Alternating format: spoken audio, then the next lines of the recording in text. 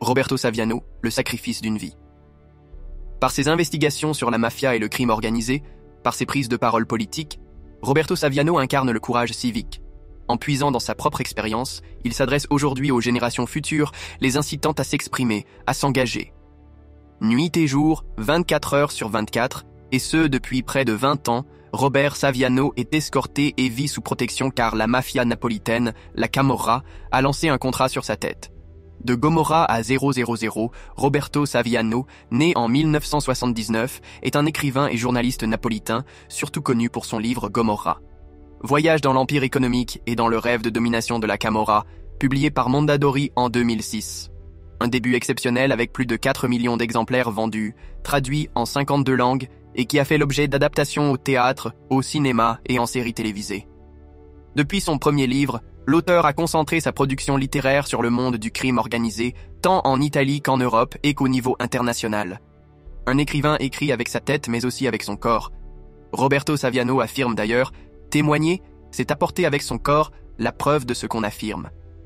Quand Christophe Onodibio demande à Roberto Saviano à quoi ressemble sa vie dans ce corps, 17 ans après la sortie de Gomorra, ce corps qui est toujours menacé, Robert Saviano répond « Quand on finit sous protection, on perd son corps. Quand on finit sous protection, on perd son corps. Ton corps est observé, exilé. » À cela s'ajoute le succès qui manipule ton corps, parce qu'il le soumet systématiquement au jugement des autres. Ton corps doit être en tutelle, il doit être protégé, mais pour le faire, on t'enlève la vie. Souvent, il m'arrive de penser « il vaut mieux risquer de mourir » ou « il vaut mieux être blessé plutôt que hypothéquer ta propre mort, plutôt qu'être vivant, mais dans quelle vie ?» Être intellectuel signifie témoigner en ce qui concerne tes propres batailles.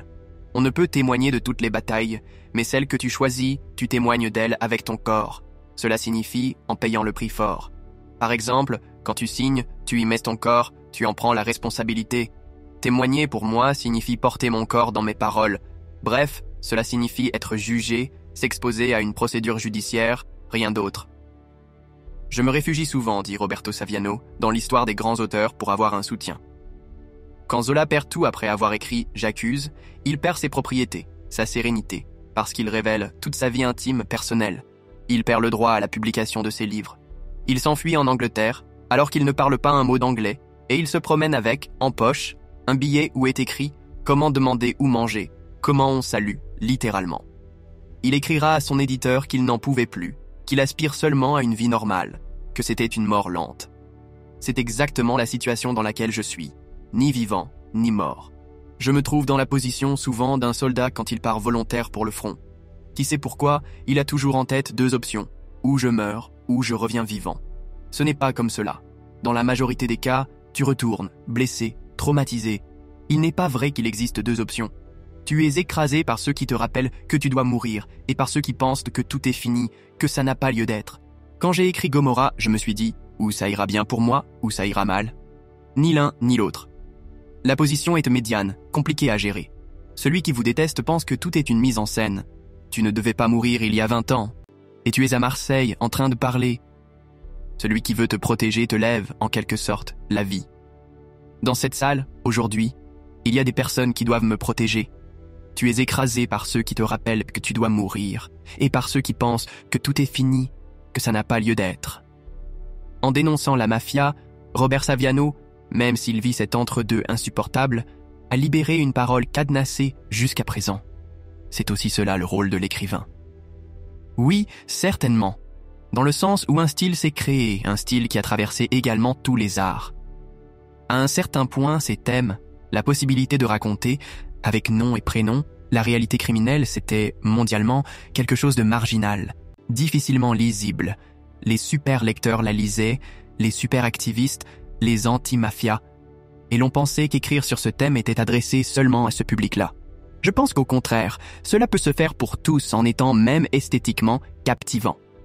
Rendre une personne curieuse de cette lecture, même si cette personne n'a aucune intention de combattre le mal mais a envie de connaître le crime. Une histoire. Je raconte des histoires inimaginables pour la fantaisie. On ne pourrait jamais y croire. Jamais. D'autres artistes commencent à faire la même chose, avec le même style, raconter son propre quartier, et le font à mi-chemin entre la dénonciation et l'exaltation. J'ai rencontré le groupe PNL, on a parlé de Gomorra, de la banlieue, de la Corse, de l'Algérie. Je les aime beaucoup. Roberto Saviano continue sa route sans faillir. De livres en essais, il n'a de cesse de dénoncer et de se battre pour ouvrir les yeux des citoyens du monde. Dans cette salle captivée par ses propos, cet homme intègre nous sourit avec bienveillance.